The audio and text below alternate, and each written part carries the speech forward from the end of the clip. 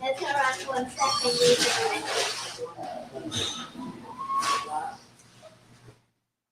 There's nothing. There's nothing around it, as you can tell. I'm not touching it. Nothing around it. Just experience.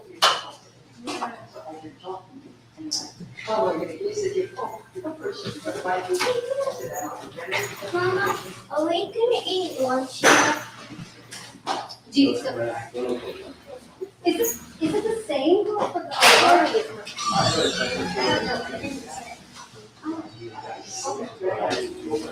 Okay. Yeah. The people have school, people have library. But I'm just wondering if you can eat another so I do not know.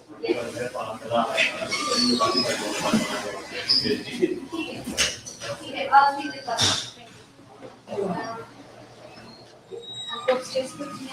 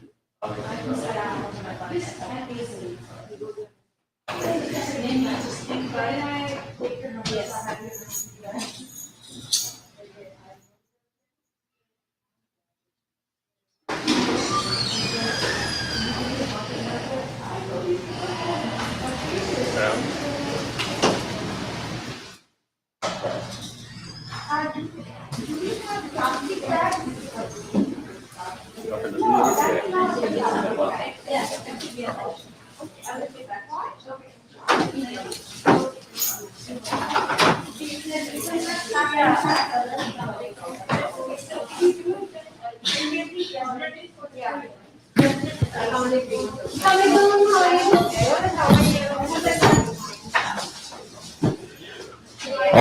أكبر الله أكبر الله أكبر الله أكبر أشهد أن لا إله إلا الله أشهد أن لا إله إلا الله أشهد أن محمدا رسول الله أشهد أن محمدا رسول الله حي على الصلاة حي على الصلاة حي على الفلاح حي على الفلاح الله أكبر الله أكبر لا إله إلا الله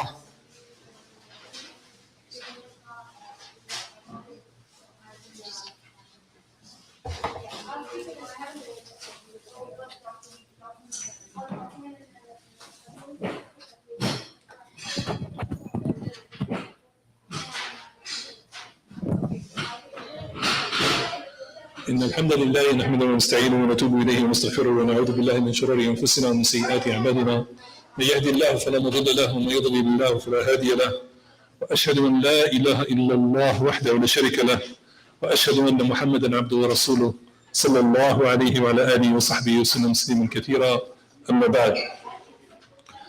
Respected elders, dear sisters and brothers, about a month ago, on the last service of the Friday of last month, I took the liberty to bring in front of us the wisdom of our founding community in choosing the theme of Hijrah, migration, as the starting point of our Islamic calendar.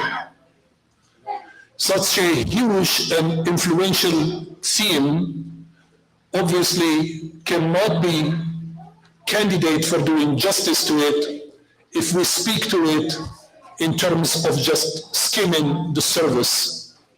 So inshallah ta'ala today will be my second and last installment on that particular theme by enriching it with a number of things that I had to leave out given that our time was short.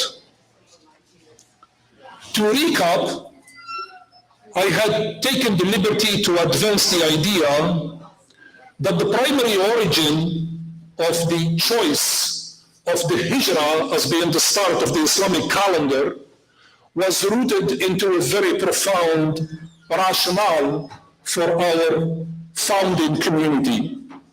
And that rationale was that they entrusted us with the hope to see time, that whenever time gives to us, to ourselves adherent and followers of this faith, and to others, that we always see in time opportunities for renewal, opportunities for growth, opportunities for development, and more importantly, opportunities for purpose in life. Today, I want to take that particular foundation and explore with it a number of new vectors that will provide that foundation with richer things that we can learn from. I'm going to take a quick detour to position an idea that has been in time, quite frankly, from time immemorial, and has changed hands from one civilization to the other and from one narrative to the other, sometimes tweaked with various forms, but the primary principle behind it has been the same. It's the idea that has been memorialized by Plato into the allegory of the cave. It's an idea that is known well before him. Plato just Hellenized it and put it in a more poetic language to gift it to us, later students in time. But that primary idea was that if you are an observer and you spend your time facing the walls of a cave when the light projects the shadows inside the cave, and that consumes all of your being, and you do not pay attention to the real world that's outside the cave, then you will be greatly deprived in your life from engaging with the reality of the world. It has always been like a splinter in my mind to find that, as I indicated last time, the two punctuating events in Islamic history is the cave when the Prophet ﷺ received the revelation, and the cave when the Prophet ﷺ prepared to found his community. So you can see some wisdom that's going to come to us in what we are going to explore today. So the first thing that we are going to explore is to look at the condition of the Prophet ﷺ when he went into that first cave of Hira. He was effectively a renouncer. There is a world around him, hustling and bustling. Basically, all kinds of people who were engaged in commerce, and then they did not really behave in a gentlemanly conduct. If you do not pay attention or you let your guards down, they'll eat you for lunch. And so he had to leave that and find some place where he can renounce that sort of behavior.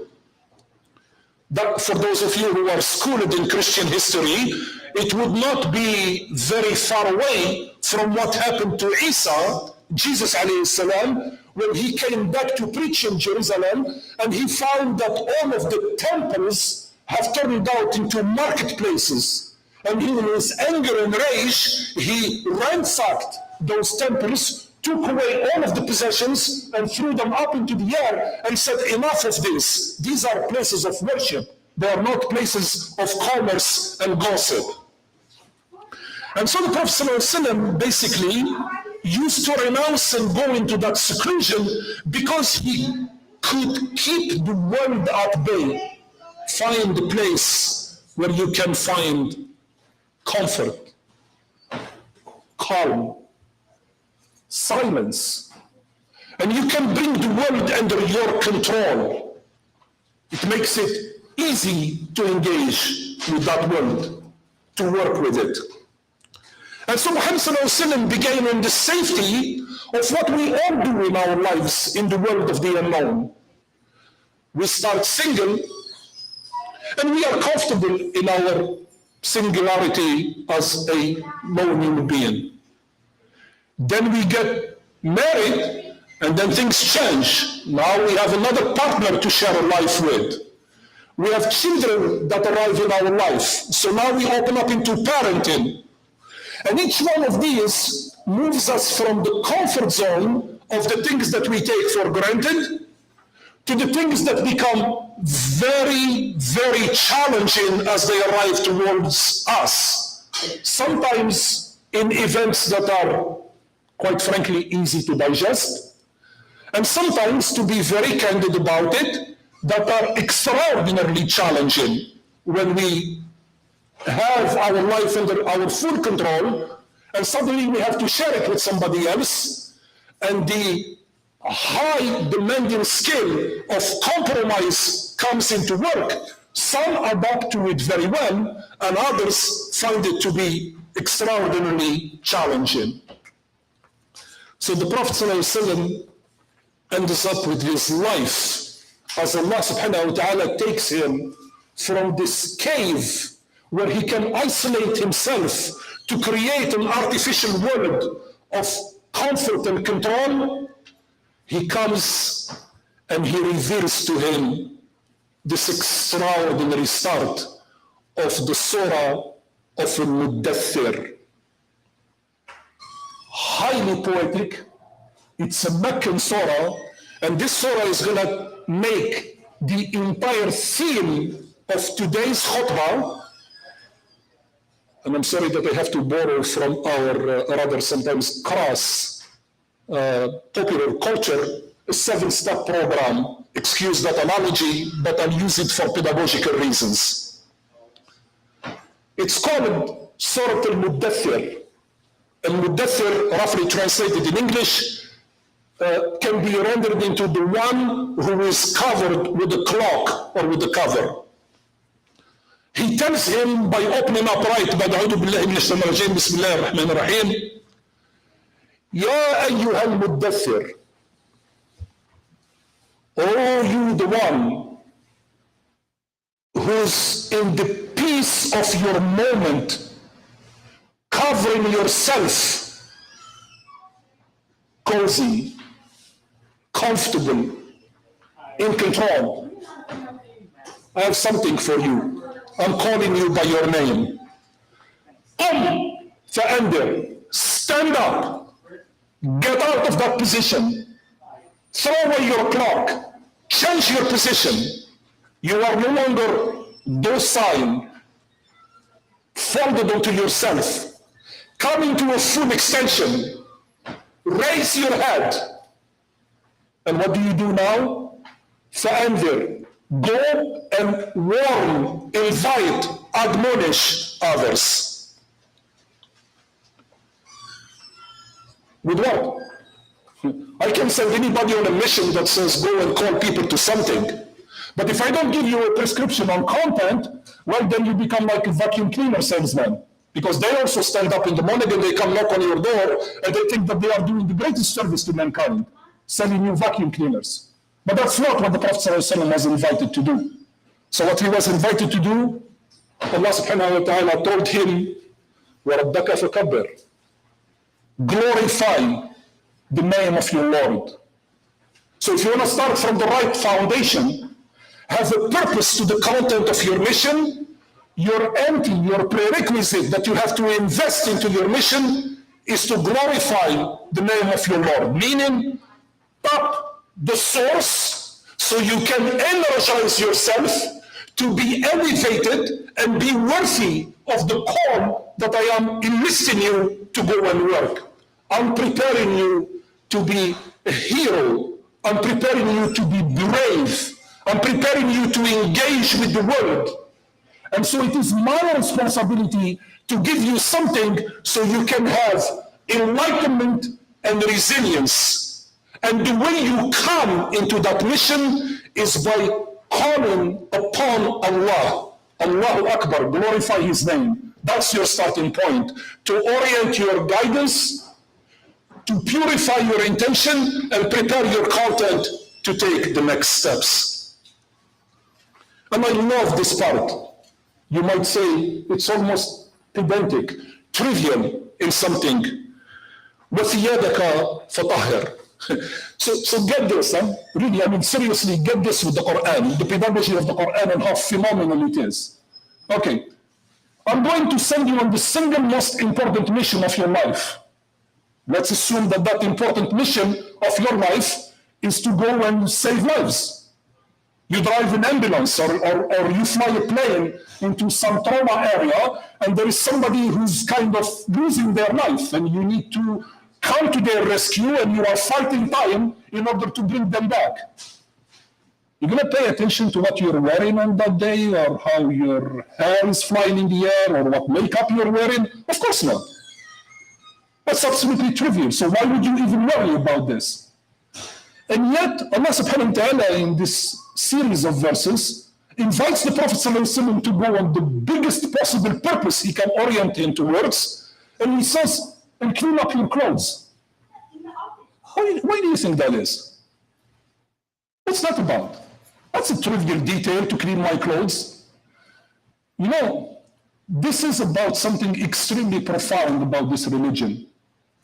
Is that if you want to be engaged in the service of this religion, you cannot have dissonance between your inner being and your outer being. That's the purpose of this message. So you can't be a representative of Islam when your image is terrible. That's the purpose of what this is about. There has to be no dissonance between the inside and the outside. And purity is something that is two-dimensional. We purify ourselves from inside, but people experience us from outside. I remember I read once a book about the conquest of the American West. And as I'm sure you know all by now, that one of the reasons for which most of the city started early city nuclei that later on became the large cities of the United States were built on the banks of rivers. What's the reason for that? It's a simple transportation issue, because crossing the entire Midwest over very demanding terrain was not very easy. And there were no easy ways to get there. And when the weather changed and became less clement, obviously because of the mud and other things, you couldn't get from point A to point B. However, on rivers, you can always make your point to your destination. What I always found fascinating, and all historians agree on this, people who had literally their homes on riverbanks took baths, cleaned themselves once a year in the spring. You have a river next to your home, and you don't take a bath, and you take a bath once a year in the spring. And some scholars say that there are those who never took a bath. That's a dissonance problem. That's an orientation problem on what's important in terms of who we are and what we do. So that's why Allah subhanahu wa ta'ala invites the Prophet ﷺ to do that. And in terms of the classical exegesis and the tafsir in the Quran and whatnot, which is not our topic today, there are other variances of those elements. You can obviously research them by yourself. And then Allah subhanahu wa ta'ala gives to the Prophet ﷺ this following prescription. وَالرُّجْزَ فَهْجِرْ. This alternate views of the world, of this idol worshipping that exists into your community, renounce it, stay away from it. Now, as I indicated with the allegory of the cave, the renunciation is multidimensional. The first one is to renounce the image and engage with the world in reality. That's what we are supposed to do as Muslims. But the second dimension, when we engage with the world as reality, we are going to find in the world lots of idols. And the idea is when we only recognize them there too, we renounce them and we stay away from them. And that's what the Prophet ﷺ has been invited here to do. Stay away from that. Because forms of idolatry exist in different ways. And you look at our country, I mean, in this place here, around the world, whatnot. What used to be a celebrity 200 years ago? How do you attain the status of celebrity 200 years ago? You have to do something extraordinary. Write a book, paint something, compose a piece of music for the ages. That will elevate you to celebrity status. And that then gets you the respect of people. I'm not talking about notoriety. Notoriety in the English language means something else. I'm talking about celebrity status. What constitutes today's celebrity? An absolute horrifying idea. Well, reality TV now actually outstrips reality itself. So this form of idolatry exists in the real world. So the Prophet ﷺ was actually warned against it. If you want to be part of this mission of standing up and going to serve Allah subhanahu wa ta'ala, know where to not go, because it's important. وَلَا تَمْنُنْ تَسْتَكْثِرْ. This is one of the most lovely verses I love in this particular revelation, where the Prophet ﷺ is advised, when you get in the business of working with Allah, don't you come to that business transactionally. It's sort of, I scratch your back, you scratch my back. That's a relationship that works well with human beings. But when you work with Allah, you give all of yourself, and you don't ask for anything in return, because you are deferring to his opinion. Ibn Ata'Allah al-Iskandarani has a number of aphorisms about this point, and one of the things that he says about the people who have arrived to the station that is desirable in this religion is when you come to Allah subhanahu wa ta'ala, you let him decide what is best for you. Although the story is apocryphal and most of the scholars of Islam say that it might not be fully authentic, sometimes pedagogically it's worth sharing. It's the famous story of Ibrahim alayhi salam when he was put onto a catapult and he was being shipped over the air to land on this fire that was created for him in order to punish him for having destroyed the idols around his community. And it is said that at mid-flight, one angel came to him, says, ask of your Lord and he will give you. And the answer of Ibrahim was, as asking from you, I have nothing to ask for. As asking from Allah, he knows the condition that I am into. The point of this apocryphal story is the idea that when you put your trust in Allah subhanahu wa ta'ala, you can tap into dimensions that are extraordinary for the importance of our humanity. By the way, just in fairness on how the world is working today, just about any type of conflict between the atheists on one side and the people of faith on the other, the typical argument goes that when you tell a story like this, the idea of faith in God is mocked. What's wrong with you people? Are you like 5-year-olds? You live in some sort of fairy tales and imaginary friends and things of that nature? The point of this story about Ibrahim is not to make a point about fairy tales or stories of that nature. The point is to demonstrate what it means to trust Allah. A very intangible that becomes highly tangible. And so that's what brings us to the conclusion of the khutbah of what we are talking about today. So as we talked about last month, and now we are concluding on the final installment of it, the idea about why we have chosen the start of the Muslim calendar to be Hijrah is for every Muslim at every time, at every age, to embrace spiritual adventure, to be prepared to take the calling of Allah subhanahu wa ta'ala and walk in the shoes of the Prophet sallallahu alaihi wasallam in being part of those that get counted that we have been called. Stand up, throw away your cover, come into the open, become fully erect, and invite to the way of Allah subhanahu wa ta'ala. Don't stay in your cave. Don't be a mere renouncer that keeps the world at bay and withdraws into the comfort of the things that you are very cozy with because it is challenging. It's scary out there. We don't know what the future is. We don't know what it holds. We don't know what it is going to bring. Had that been the case, none of us in this hall today would be here. Because the Prophet ﷺ was taken from the comfort of his tribe. He was taken from the comfort of his wife. He was taken from the comfort of his protectors. And he was thrown out, all the way out to the wilderness, empty-handed, broke, starting from nowhere. And then he was commanded to go. Go where and with what? Go where and with what? We don't even face challenges that are remotely close to this. Let me tell you a story about our beloved Prophet ﷺ that is extraordinarily inspiring. This is a man who as a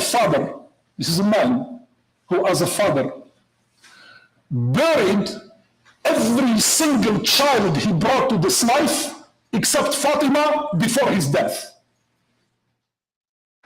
He buried both of his sons and all of his daughters. You want to talk about something very, very hard in life? as parents, we are supposed to die before our children. You want to talk about that challenge? Here is a challenge that gets everybody's attention. And yet this man, when he was deprived from the love of being a father so he can spread it amongst all of his children, and he couldn't get access to it, what did he do with it? Did he bottom it and throw it into the sea? No. He gave it to Al-Hasan radiallahu ta'ala, his grandchild. He gave it to Al-Hussein radiallahu ta'ala, his grandchild, his other grandchild. He gave it to Ali who lived in his home. He gave it to this entire community to become part of the thing that connects us and bonds us together as a fatherly figure amongst us. Because if you have purpose, and you repurpose it, you redirect it, it doesn't get wasted and lost. But the fatherly instinct of that prophet stayed amongst all of us. I always contend that in Muslim relationships, each and every one of us who are males, and we model our fatherhood towards our children, we are a branch of that teaching of the Prophet ﷺ, of his rahmah to us, for our rahmah to our children. There are people today, a'udhu billah, they lose a child and they speak to God, you have been unfair to me, why did you do this to me? The Prophet ﷺ lost all of them, and then he said, I'm going to take this love and I'm going to give it to somebody else. That's what ta'addub with Allah subhanahu wa ta'ala means. That's what it means to be mannered with Allah subhanahu wa ta'ala and bring the best of you to interact of the best of everything. That's what's gifted to us. That is the gift of the Prophet ﷺ that has been entrusted to us. And this is why when Allah subhanahu wa ta'ala tells him, وَإِنَّكَ لَعَلَى خُلُقٍ عَظِيمٍ, when Allah subhanahu wa ta'ala tells him that you are in the best manners that can possibly be, you can see it now in reality. When something like this gets bequeathed to us, it is our responsibility to not only make use of it, but to pass it on to others, because paying it forward is the character of generosity. أقول قولي هذا واستغفر الله لي ولكم فاستغفروه فيفوز المستغفرين.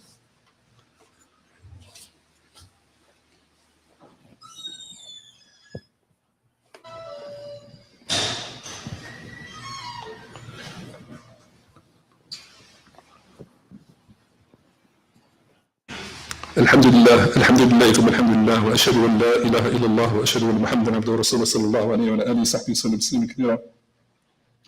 اما بعد, one of our dear brothers who usually comes to attend and sits usually here in the second or third row, our brother Sayyid, he's the father-in-law of Sister Farhana, Farah, is in the hospital in a difficult condition, and the family asked that inshallah we pray for him. Oh Allah subhanahu wa ta'ala, we ask of you that you provide him healing because the healing power is in your hands. Oh Allah, we ask that you provide him with healing because the healing power is in your hands. Oh Allah, we ask that you heal him because the healing power is in your hands. Oh Allah, we ask that you heal each and every person who's sick and is waiting for you, inshallah, to provide that healing. Oh Allah, we ask that you lighten our burden and that you help us in this life and prepare us for the life to come. Oh Allah, we ask that you make us true followers of the Prophet ﷺ. Oh Allah, we ask that you give us the honor and the privilege to make us the ones who live by his model. Oh Allah, we ask that whatever we hear and we learn from, that you make what we learn from something that inspires us in our everyday life. أقول قولي هذا واستغفر الله لي ولكم وأقم الصلاة إن الصلاة تنهى عن الفحشاء والمنكر. الله أكبر الله أكبر أشهد أن لا إله إلا الله أشهد أن محمدا رسول الله حي على الصلاة حي على الفلاح قد قامت الصلاة قد قامت الصلاة الله أكبر لا إله إلا الله. For those of you who are strolling at the back, please go to your right. Go to your right. There is plenty of room to complete the rows on your right. Please go to your right. Complete the rows before you start a new one, please. Thank you for your understanding and cooperation. Thank you.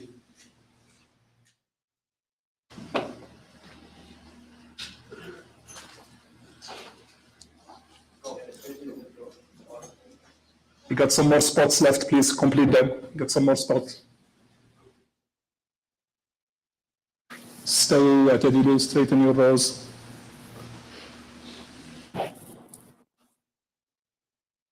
الله أكبر.